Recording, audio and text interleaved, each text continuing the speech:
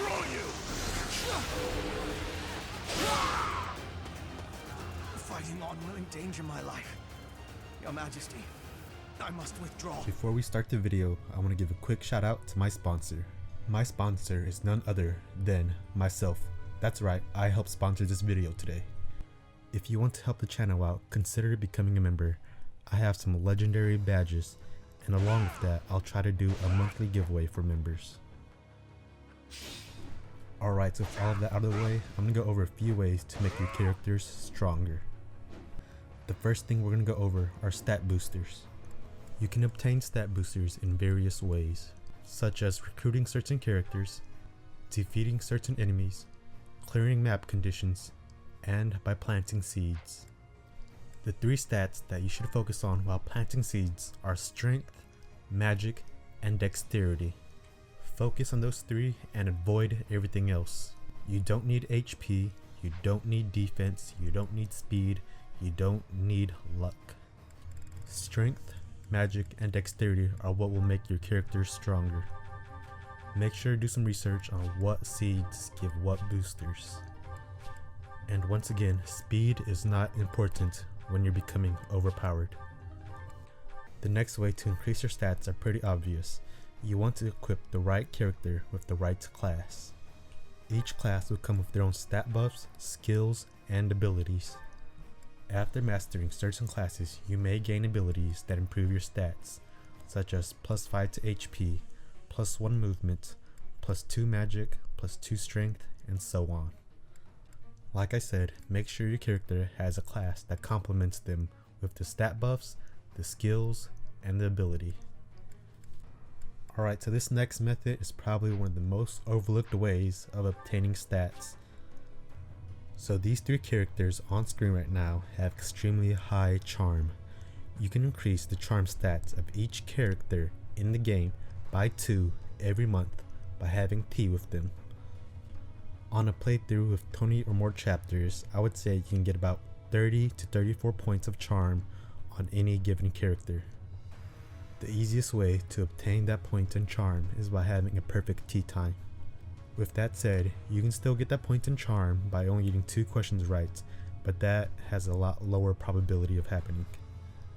I have some tea time videos of certain characters, make sure to go check them out. I need the views. So the next method is the most natural way of obtaining stats, which is by leveling up. I have a video in which I will link down in the descriptions on how to change which stats you get when you level up. This is very useful for when a character gains stats in which doesn't benefit that character at all. For example, if Dimitri gains +1 in magic and +1 resistance, you can roll those numbers again and hopefully get something better. This is why my Dimitri and my Ingrid have really high stats.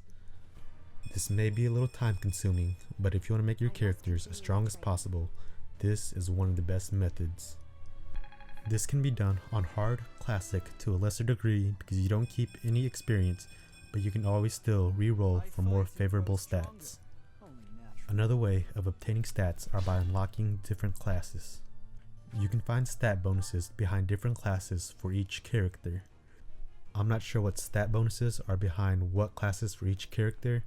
I would just suggest unlocking all the classes for your favorite character.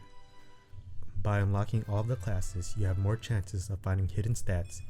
Also, if you master those classes, you can buy the mastery skill for that class on the next playthrough in New Game Plus. There's also a few more things I want to go over about stats. If you look at her stats, you can notice that there are 3 different colors: green, blue, and black. Black is just natural stats, which are from level growth and class bonuses.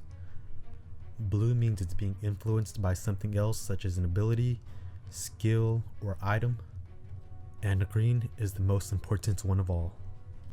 Green basically means that no matter how much your character levels up, it will never grow another point in that stat.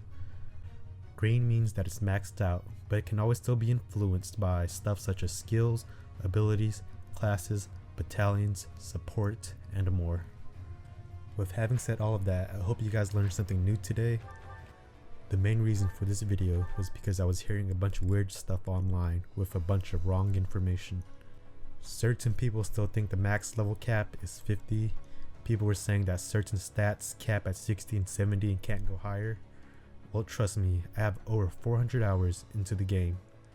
Most of these people, and even some of you guys, may have gotten your information from someone who's only played through the game once with 50 hours or so.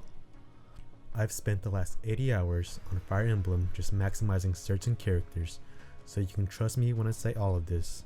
I can't guarantee you there are better ways, and there probably are better ways, but this is what was most effective for me.